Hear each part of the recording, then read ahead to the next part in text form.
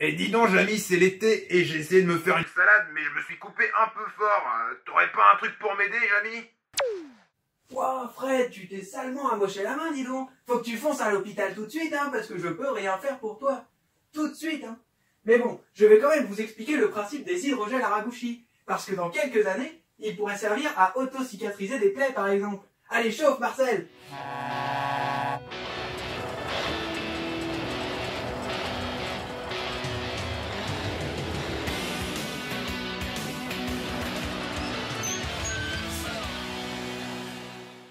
Alors, les hydrogels Haraguchi, pour comprendre ce que c'est, je vais d'abord vous expliquer ce qu'est un polymère.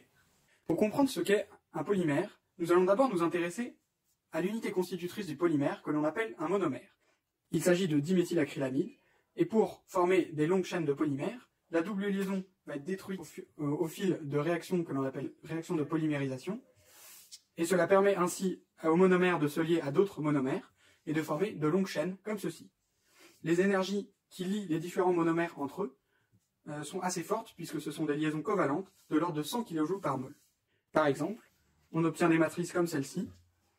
Les liaisons entre les monomères étant assez fortes, cela confère des propriétés élastiques au système. Un gel normal est réticulé chimiquement, ici, avec des atomes en commun par exemple. Mais ce n'est pas le cas des hydrogels Haraguchi, qui sont, eux, réticulés physiquement, et nous allons voir tout de suite comment. Les hydrogels Haraguchi ne sont pas tout à fait faits comme des hydrogènes normaux. L'hydrogène normal, on l'a vu, est constitué de chaînes de polymères, liées par des liaisons covalentes de l'ordre de 100 kJ par mol. Mais dans l'hydrogel Haraguchi, on rajoute des nanobilles d'argile, en l'occurrence de la laponite, à des échelles toutes petites, quelques nanomètres. Les chaînes de polymères viennent s'enrouler autour de la bille d'argile et forment avec elles des liaisons plus faibles, que l'on appelle liaisons hydrogènes, de l'ordre de 10 kJ par mol. On obtient ainsi des réseaux tridimensionnels. La liaison hydrogène est suffisamment forte pour assurer la cohérence du matériau, mais lui procure des caractéristiques très spéciales. Et voilà, c'est aussi simple que ça, Fred. Du coup, Jamy, grâce à la magie du montage, je me suis retrouvé en dehors de l'hôpital et maintenant je suis à l'ESPCI où des élèves ont réalisé la synthèse des hydrogels Haraguchi. Ce qui est vraiment pratique avec cette synthèse, c'est qu'elle est assez simple à faire. On a juste à prendre un ballon, à mettre notre eau, notre monomère et notre argile, en l'occurrence de la laponite, qui va nous permettre de faire notre réticulation physique. Une fois qu'on a tout ça, Jamy, il va falloir nous protéger du dioxygène de l'air parce qu'on fait une polymérisation radicalaire. Et le problème, c'est que le dioxygène de l'air, il réagit avec nos radicaux. Donc, on va travailler sous atmosphère protectrice, une atmosphère de diazote. On va mettre un ballon de diazote au-dessus de nos produits pendant toute la synthèse pour éviter des problèmes. Une fois qu'on a tout ça, on met dans notre mélange notre catalyseur et notre initiateur. L'initiateur permet de commencer la polymérisation radicalaire et le catalyseur permet de l'accélérer. Une fois qu'on a tout ça, Jamy, on met notre solution dans un bain d'eau glacée. Le bain d'eau glacée nous permet d'avoir suffisamment de temps pour mettre notre solution dans des seringues pour obtenir vraiment des éprouvettes.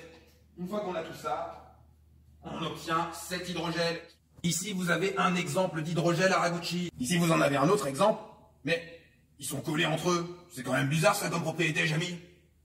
Et encore, Fred, t'as pas tout vu. Parce que ces gels, on s'est rendu compte qu'ils avaient des propriétés très intéressantes. Quand on les coupe en deux, eh bien, ils se recollent. Prenons un hydrogel Haraguchi que l'on a coupé en deux, ici au milieu. Dans l'hydrogel Haraguchi, certaines chaînes de polymères sont libres, c'est-à-dire que leur extrémité n'est pas liée à une bille d'argile. L'énergie thermique, c'est-à-dire la chaleur, peut donc les faire bouger un petit peu.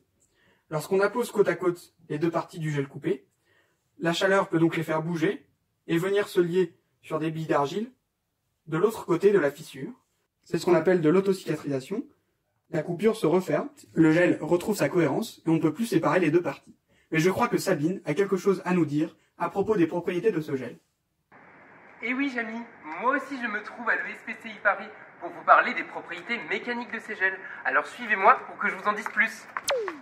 Je me trouve maintenant à côté de la machine de traction qui va nous aider à déterminer des grandeurs mécaniques caractéristiques des gels Haraguchi. Alors le principe est très simple. La machine va étirer notre hydrogel. Alors pour remonter à la contrainte qui est appliquée sur notre hydrogel, on va le mouler sous forme d'éprouvettes dont la longueur, la largeur et l'épaisseur sont connues. Ainsi, on pourra directement calculer la contrainte, tracer la déformation en fonction de la contrainte et ainsi remonter au module de Young de notre gel Haraguchi. On a aussi fait d'autres petits tests. Tout à l'heure, Jamy nous a parlé d'autocicatrisation. On s'est amusé à comparer la déformation et le point de rupture de nos hydrogels cicatrisés et non cicatrisés. Et on constate que lorsqu'on étire un gel qui n'est pas cicatrisé, un gel qui n'a pas été coupé, eh bien, il est capable d'augmenter sa taille de plus de 15 fois sa longueur initiale.